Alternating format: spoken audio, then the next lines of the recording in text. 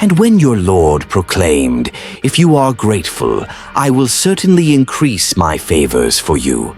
But if you are ungrateful, my punishment will be severe." Surah Ibrahim 14:7. Have you ever been on the verge of despair? When everything seemed closed, when every prayer seemed like a silent echo, and suddenly, without warning, Allah opens a door, not the one you expected. Our best, this video is an invitation, unusual call, a message from above. It's time, it's open, it's over. Something new is coming.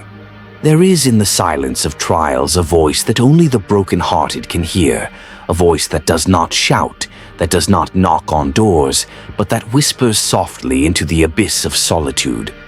What if this were good for you? We do not always understand why things close when we desire them so much, why paths become blocked, why relationships crack, why prayers seem to hang in a dull sky.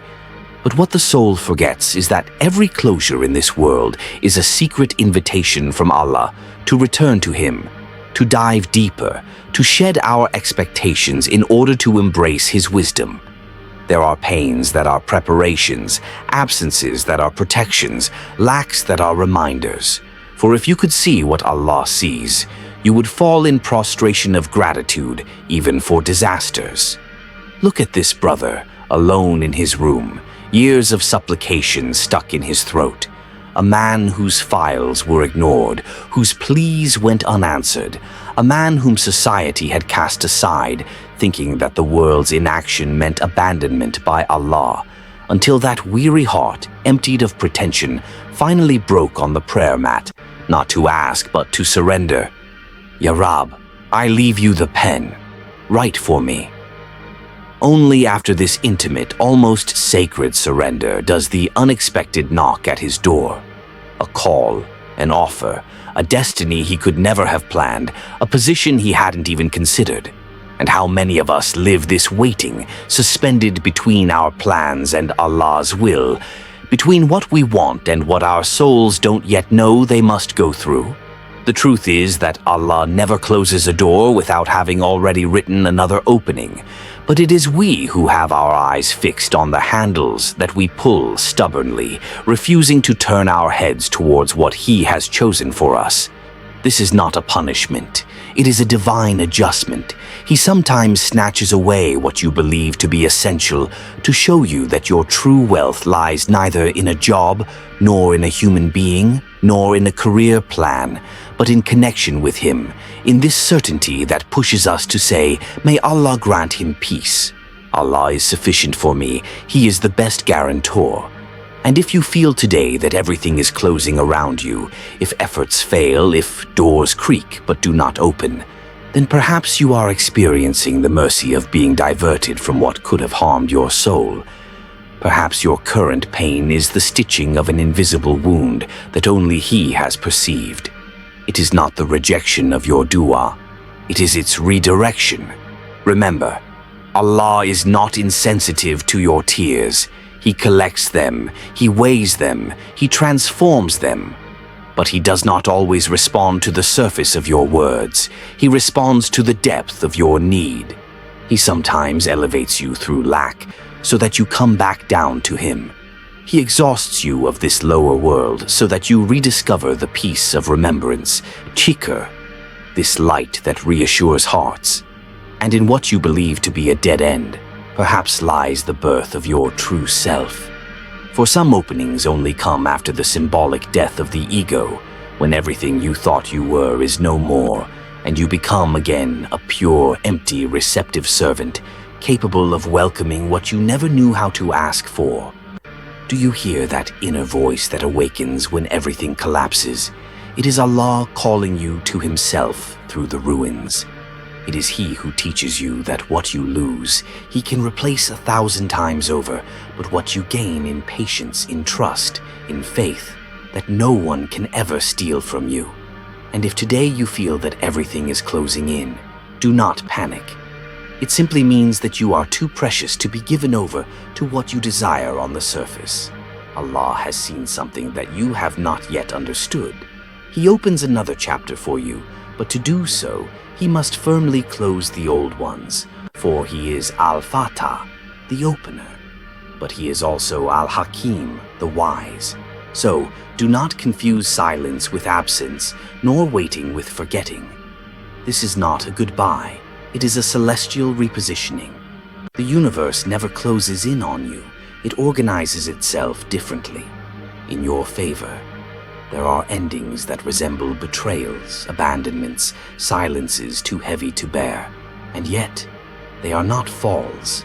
They are disguised deliverances that we only recognize after the fact, when we realize that we were not mourning a loss, but the end of a lie we had cherished, the end of an attachment we had confused with love, the end of a comfort we had taken for a blessing, when it was only a trap slowly closing on the soul. How many times have we called misfortune what was in reality a divine cleansing operation? How many times have we wanted to save what Allah was trying to kill? The truth is that endings are often awakenings, brutal, cold, necessary. They tear away what we hold on to. They peel away what we have identified with. They tear away the veils we call me, my life, my story. And beneath these shreds, only the naked truth remains.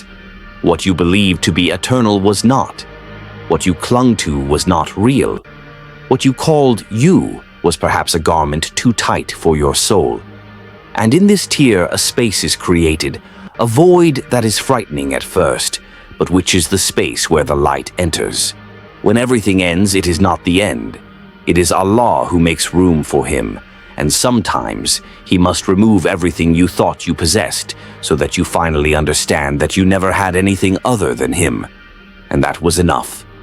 The companion of the Prophet who said, "After losing everything, I have never been so free," had not just lost his possessions or his bearings, he had lost his illusions, his inner chains, his need to be supported by something other than tawakkul, this naked, pure, wild confidence, the one that is born when there is no one left, nothing left except Allah.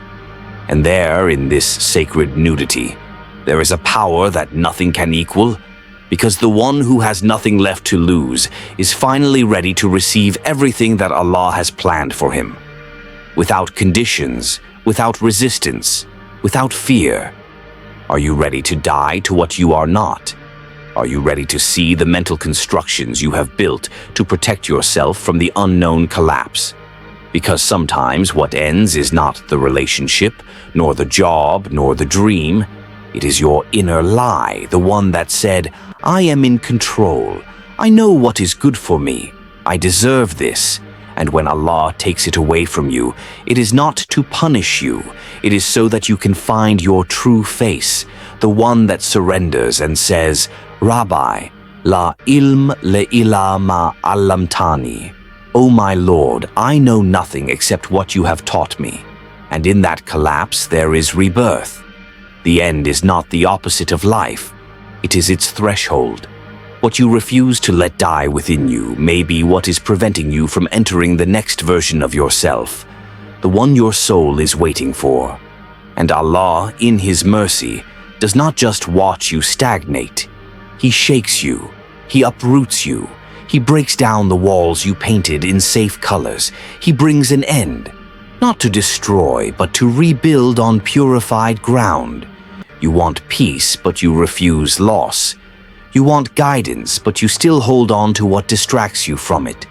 You want to move forward, but you still carry the weight of what was meant to be left behind. Allah will not let you enter tomorrow until you bury what belongs to yesterday. You say, "It is finished."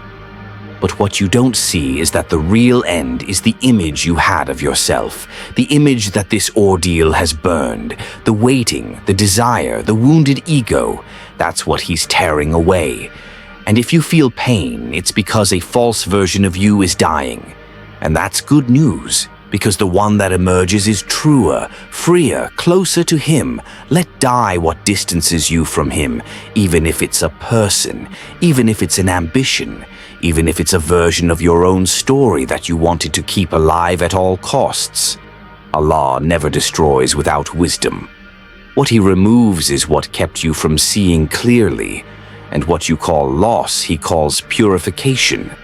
Sometimes it's not a voice that speaks, but a shiver that crosses the skin without warning, a sudden pressure in the chest when everything seems normal on the outside, a gaze that is lost in the void, as if something were calling, without words, without address, without form. There are calls that we don't hear with our ears, but with our souls, silent calls that arise from the bend of deep fatigue, from a sentence heard by chance, from a verse recited absent-mindedly, but which, that day, pierces like an arrow through the walls of habit. They are not visible calls. They don't ring. They don't vibrate. But they arrive, they impose themselves, and if you ignore them, they come back, heavier, more insistent, until you understand that it is not a coincidence, it is not a simple, strange moment. It is Allah who speaks to you, but not through words, through feeling. The world then becomes a sacred language, the wind becomes a messenger, silences become verses, and inexplicable tears become answers before you even ask the question. This young woman didn't hear a divine voice fall from the sky. She just heard a banal sentence. What if you died tomorrow? A phrase you hear often, but this time it wasn't the same. This time she couldn't ignore it anymore. That phrase had struck her heart like a lightning bolt that doesn't burn, but illuminates everything it touches. She didn't scream. She didn't cry. Before you go, make sure you have done subscribe. Thank you very much.